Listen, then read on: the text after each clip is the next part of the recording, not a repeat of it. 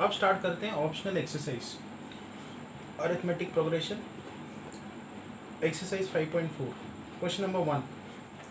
तो which term of AP is the first negative term? तो हमारे पास एक एपी दिया है 121, 117, 113 and so on.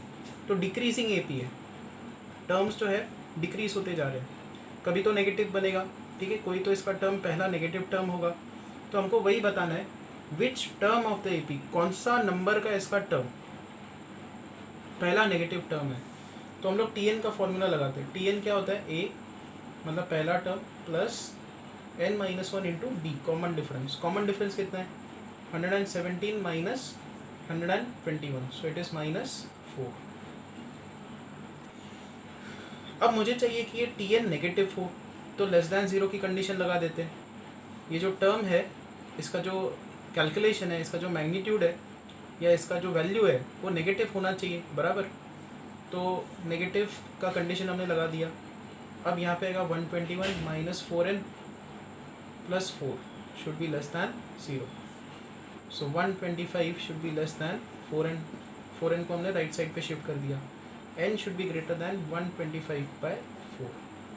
Therefore, n should be greater than 4 3s are 12, 4 1s are 4, decimal 10 आ जाएगा, 4 2s are 8, 31.25। Meaning ये देखो n should be greater than, ये greater than की साइन है, n is greater than, वैसे आप लेस दैन बोलते हो बट यहाँ पे आप क्या लिख सकते हो? n is greater than 31.25। जब कभी n ग्रेटर दैन 31.25 होगा टर्म नेगेटिव होगा। तो पहला इंटीजर वैल्यू n का कौन सा रखोगे आप? जस्ट 31.25 से ग्रेटर कौन सा इंटीजर है? 32। सो पहला नेगेटिव टर्म है 32nd टर्म, अगला नेगेटिव टर्म होगा 33rd टर्म। 32 33 लाइन से ये सब नेगेटिव टर्म्स है, बट पहला नेगेटिव टर्म 32nd टर्म है। सो हम लोग लिखेंगे T32 is the first negative term.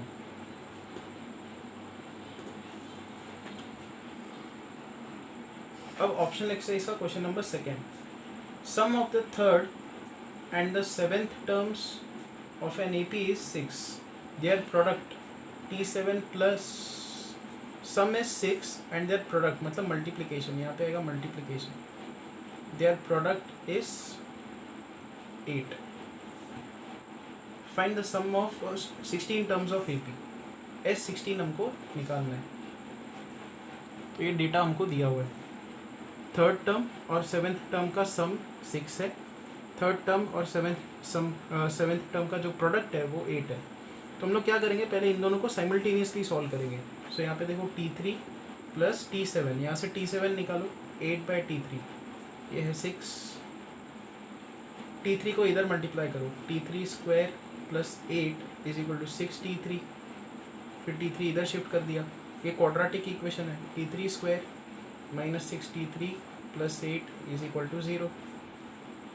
8 के दो फैक्टर्स 4 and 2 जिनका सम 6 आता है, तो यहाँ पे आएगा T3 square minus 4T3 minus 2T3 plus 8 is equal to 0। इन दोनों को ग्रुप करो, इन दोनों को ग्रुप करो, T3 हमने कॉमन निकाला, T3 माइनस 4, इन दोनों में से -2 कॉमन निकालेंगे, so T3 minus 4 is equal to 0। इसके दो फैक्टर्स क्या होंगे? T3 minus 2, T3 minus 4 is equal to 0। तो यहाँ से आएगा इधर T3 इज 2 और T3 इज 4। अब हम लोग फर्स्ट इक्वेशन पे आते हैं। T3 प्लस T7 इज 6, वो हम लोग यूज़ करेंगे। T3 प्लस T7 ये 6 दिया हुआ है। तो पहला केस जब T3 का वैल्यू हम लोग 2 पुटअप करें, सो 2 प्लस T7 आएगा 6, T7 आएगा 4, जब T3 का वैल्यू 2 है। फिर T3 का वैल्यू हम लोग 4 पुटअप करेंगे, तो 4 प्लस T7 होगा 6, यहाँ से T7 आएगा 2। तो जब T3 का वैल्यू 4 है तो T7 का वैल्यू 2 है, और जब T3 का वैल्यू 2 है तो T7 का वैल्यू 4 है। ओके, टॉगल हो रहा है, देखो 2 है तो ये 4, ये 4 है तो ये 2, ऐसे आ रहा है। तो दोनों केसेस को सॉल्व करते हैं। पहला केस जब T3 का वैल्यू 2, T7 का वैल्यू 4, दूसरा केस जब T3 का वैल्यू 4 और T7 का वैल्यू 2। T3 क्या होता है a प्लस 2d, ये 2 है। T7 क्या होता है a प्लस 6d, ये 4 है। और यहाँ पे इसको भी सॉल्व करते हैं, a प्लस 2d ये 4 है एंड a प्लस 6d ये 2 है। इनको साइमल्टेनियसली सॉल्व करना होगा। तो हम लोग ये इक्वेशन माइनस ये इक्वेशन करेंगे, तो लेफ्ट हैंड साइड में क्या आएगा 6d minus 2d 4d, 4 minus 2 होगा 2, तो d का वैल्यू हाफ। सेम चीज़ यहाँ पे करेंगे, ये माइनस ये करेंगे, तो यहाँ पे आएगा 4d is equal to 2 minus 4 is minus 2, d का वैल्यू माइनस हाफ।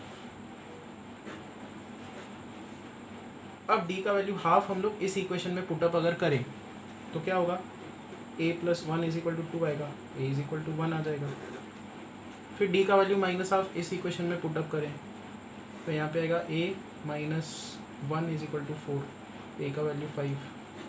चलो ठीक है, तो हमारे पास दो केसेस आ गए, d का वैल्यू हाफ, a का वैल्यू 1, d का वैल्यू माइनस हाफ, a का वैल्यू 5। हमको सम ऑफ फर्स्ट 16 टर्म्स निकालना है इसमें, S16।